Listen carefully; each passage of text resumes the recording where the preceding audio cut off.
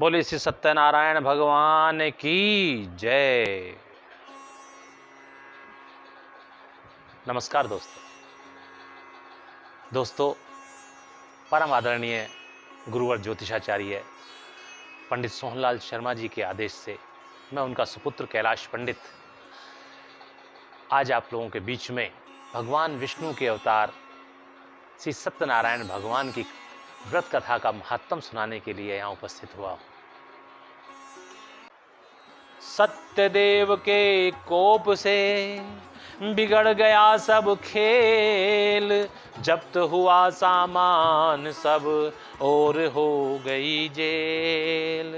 सूत जी कहते हैं कि तब राजा की आज्ञा से उनको कठिन कारावास में डाल दिया गया और उनका जो धन था वो भी छीन लिया गया। सत्यनारायण भगवान के श्राप द्वारा उनकी पत्नी व बेटी भी घर पर बहुत दुखी हुई और घर पर जो धन व बर्तन कपड़े रखे हुए थे सब कुछ चोर चुरा ले गए। कलावती सारी रात पुत्री के बिना सो नहीं पाई थी। पुत्री को देख लीलावती बहुत दुखी हुई और बहुत ही बुरे बुरे विचार उसके मन में आए। हे पुत्री, तू रात भर कहां रही? वह तेरे मन में क्या है? क्या पेट की भूख ने तुझे इतना नीचे गिरा दिया कि तू अपने खानदान की मर्यादा को त्याग कर ऐसा पाप करने के लिए? कलावती ने मां की बात को बीच में काटते हुए कहा, माता, आप किसी तरह का बुरा विचार अपने मन में ना लाए हैं। मैंने सायकाल के समय एक ब्राह्मण के घर में श्री सत्यनारायण भगवान का व्रत पूजन होते हुए देखा तो मेरे मन में श्रद्धा उत्पन्न हो गई। अतः मैं भी वहां बैठ गई। पूजन के पश्चात कीर्तन था। कीर्तन में इतनी खोई कि मुझे भोर होने का एहसास तक नहीं हुआ। उसके बाद पंचायत में प्रसाद लिया और थोड़ा आपके लिए भी लेकर आई हूं। बोले श्री सत्यनारायण भगवान की जय। महाराज, एक दृष्टांत सुनाता हूं, ध्यान से सुनना। तेरा तुझको अर्पण क्या लागे मेरा, जैसा करोगे वैसा कैसे भरोगे, इस पर एक छोटा सा लेकिन बहुत ही सीखने लायक वृत्तांत है। ध्यान से सुनिएगा। ऋषियों का समागम था। सभी लोग मिलकर यह चर्चा कर रहे थे कि देवी देवताओं में ऐसा कौन है जो अपने सबसे ज्यादा भक्तों के पापों को हर लेते, उन्हें धोकर अपने भक्तों की आत्मा को पुनः शुद्ध व सरल बना सकते हैं। तो सर्वसम्मति से यह सिद्ध हो गया कि कलयुग में तो पापों को हरने में माता गंगा ही सर्वोपरि है। जो भक्त श्रद्धा से गंगा मैया में डुबकी लगाता है, मैया उसके पापों को हर लेती हैं, उसके अशुद्ध मन को शुद्ध कर देती है। चर्चा इस बात पर आकर अटक गई कि गंगा मैया आखिर इन पापों का करती क्या है। इसका पता तो गंगा मैया ही जाने। तो ये पता लगाने के लिए ये सोचकर गंगा मैया का आह्वान किया गया। गंगा मैया से पूछा गया कि आप उन पापों का करती क्या है? तो मैया ने स्नेह से जवाब दिया कि मैं तो सब पाप ले जाकर आदरणीय समुद्र महाराज को सौंप देती हूं। अब समस्या फिर वहीं आ गई कि समुद्र महाराज उन पापों का क्या करते हैं। अतः समुद्र महाराज का आह्वान किया गया और उनसे भी यही सवाल किया गया कि महाराज आप उन पापों का क्या करते हैं।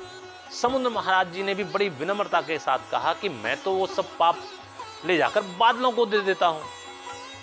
अब ऋषियों ने बादलों को बुलाकर प्रार्थना की कि आदरणीय कृपा करके बताएं कि आखिर आप उन पापों का करते क्या हैं, उन अशुद्ध भावों का, उन बुराइयों का आप करते क्या हैं। बादलों ने सहज भाव के साथ कहा, हम कुछ नहीं करते हैं मुनियों, हम तो उनको उनके घर पर जाकर बरसा देते हैं जिस घर से वे आई थी। जिस घर से वो भाव उत्पन्न हुए थे उसी घर पर ले जाकर वापस बरसा देते हैं। बोले सत्यनारायण भगवान की जय। अतः जैसा व्यवहार आप दूसरों के साथ करेंगे, घूम फिरकर वैसा ही व्यवहार आपके साथ होने वाला है। ये अच्छी तरह से समझ लीजिए। आप नारायण बोलिए, नारायण नारायण बोलिए, नारायण नारायण नारायण बोलिए।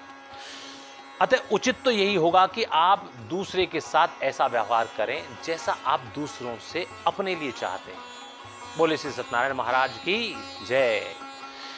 महाराज, हम पुनः कलावती और लीलावती पर आते हैं, उनकी कथा पर आते हैं कि भक्तों, लीलावती कलावती से सत्यदेव का प्रसाद पाकर अत्यंत प्रसन्न हुई। सत्यदेव का स्मरण कर उसके नयन भर आए, अश्रु छलक आए।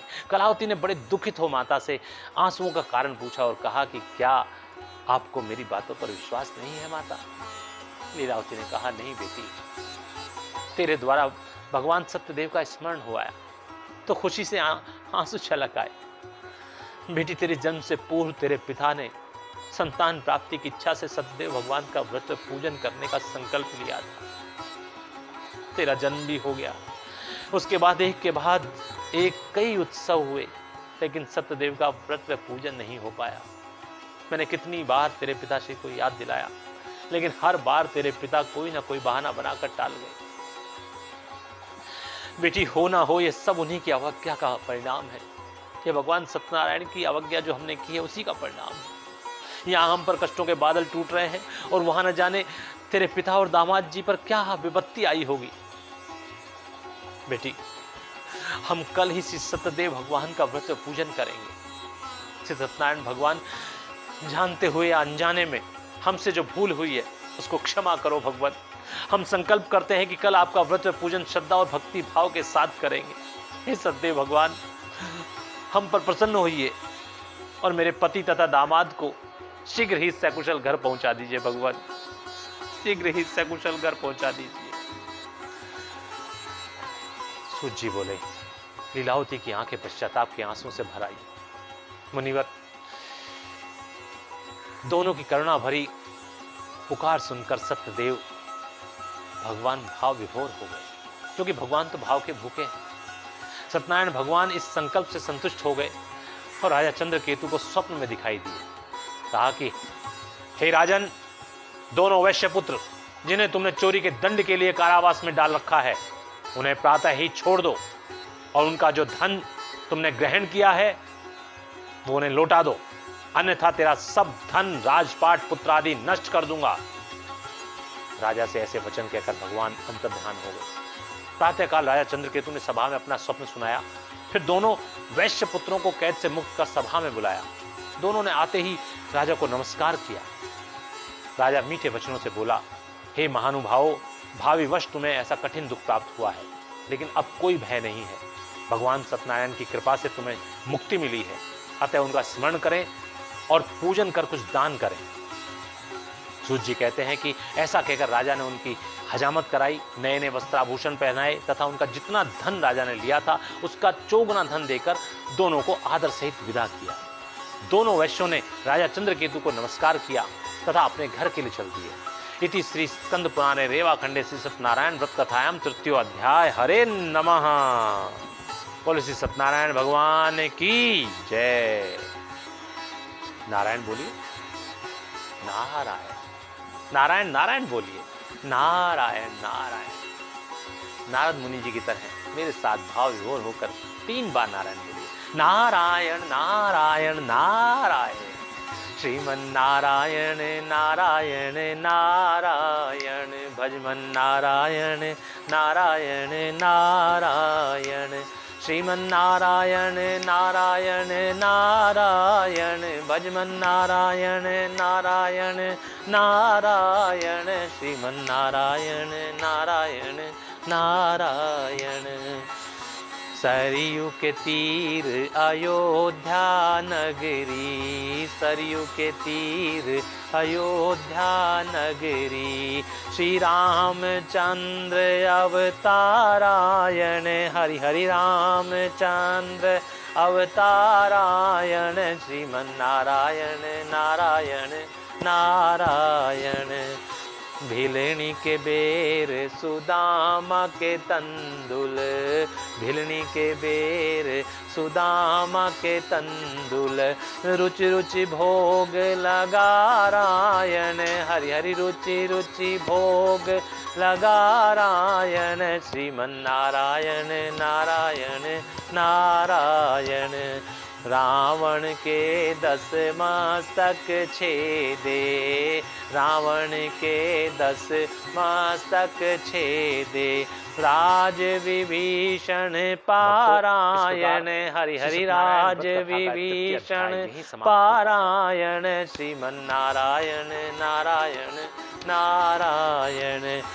रावण मार राम घर आए, घर घर बटत बधारायण, हरि हरि घर घर बटत बधारायण, श्रीमन नारायण नारायण नारायण, भजमन नारायण नारायण नारायण, श्रीमन्नारायण नारायण नारायण भजमन नारायण नारायण नारायण श्रीमन्नारायण नारायण नारायण।